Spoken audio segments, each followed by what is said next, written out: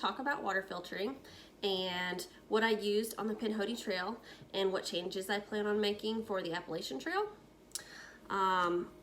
Anytime I go backpacking, I use just a plain old smart water bottle. They're cheap and easy to come by, and if something happens to it on the trail, you can toss it and get a new one. Also, they're lightweight. A lot of people like to use Nalgene bottles. To each their own. I just prefer having this cheap, lightweight, smart water bottle. So, what I used on the Pinhoti Trail. So I used a Sawyer Mini on the Pinhoti Trail. I liked it. It was good. The downside is the flow rate is pretty slow on this. It only weighs 2 ounces, so nice and lightweight, easy to use. It'll filter up to 100,000 gallons of water. That's good. It has the improved hollow fiber membrane. Sawyer water filters are certified for absolute microns. It means they have no pore larger than 0.1 or 0.2 micron in size, which basically means that it's impossible for harmful bacteria like E. coli and any kind of protozoas, cysts, giardia, E. coli, like I said, salmonella, to get through these. So I really like Sawyer. I like to stick with Sawyer, but for the Appalachian Trail, I wanted to find something that had a little faster flow rate. So the way this mini works is it comes with this 16-ounce bag. You fill this with water, you screw it on, and you roll this end down to squeeze. This has got a little cap here, and you can either drink straight out of this or you can squeeze it directly into your water bottle, and that works fairly decently. There's another thing you can do with this. I got this adapter piece, I believe, if I remember correctly, from Cedar Ridge Outdoors, and it's this little piece inside of here. I drilled a hole through my smart water bottle cap and added a piece of the straw inside this adapter and made a breathing hole there.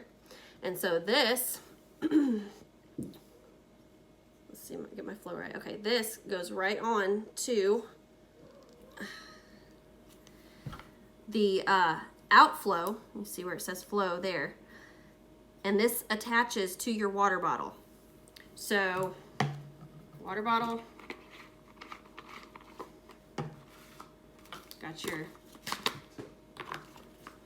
squeeze bag, and it's filled with water, and you can squeeze it in there, and then that cap is not going anywhere, or the water bottle isn't going anywhere. This isn't gonna fall out. It's all attached as one piece. Another thing you can do with this is, if I had a way to hang this bag, you could gravity feed and let it just gravity feed, and it goes a lot slower that way, but it still works decently.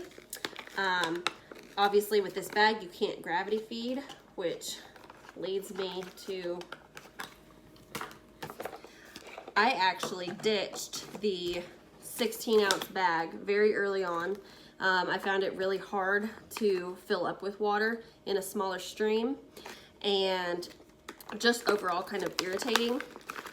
It was loud and stiff, and I wasn't crazy about it. So I switched to a CNOC Vectro 2-liter, which I absolutely love, and this is going with me on the Appalachian Trail. The top of this comes off, so you can fill it with your water source easily. Doesn't all have to come straight through that water bottle compartment. And I would hang it with a quick release knot to a tree and let it gravity feed, just like I showed the other one to you. I'll show you again here. Fits on like so. Your water bottle goes here, tie it up to a tree, and it would gravity feed. This was my go-to on the Pinhoti Trail. This is how I filtered my water on the Pinhoti Trail. The only downside that I had to this at all was the flow rate. It was slow, and if we were on the trail, I would end up getting rid of the whole gravity option altogether, and I'd sit here and just squeeze it because I needed water more quickly so I could get back on the trail. I just didn't like the time that it took. So for the Appalachian Trail, I am switching to a Sawyer Micro. And I've used this on a couple of shakedown hikes, and I really, really like it. It also only weighs 2 ounces. There's a size comparison there. It also only weighs 2 ounces. It filters the same amount of water, 100,000 gallons. Everything is pretty much, the specs are all the same and everything. The main difference is that it filters water faster. So this is what I'll be using on the Appalachian Trail. Also, it has an adapter that comes with it.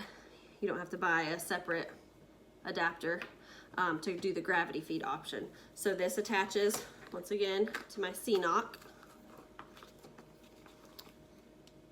I can tie it to a tree, let it gravity feed, or I can squeeze it. Either way, this attaches to my water bottle.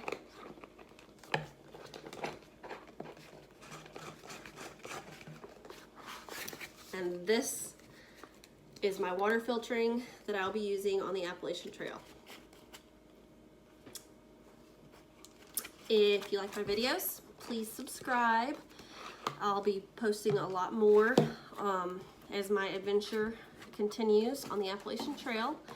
And if you have any comments or questions, you can post them below.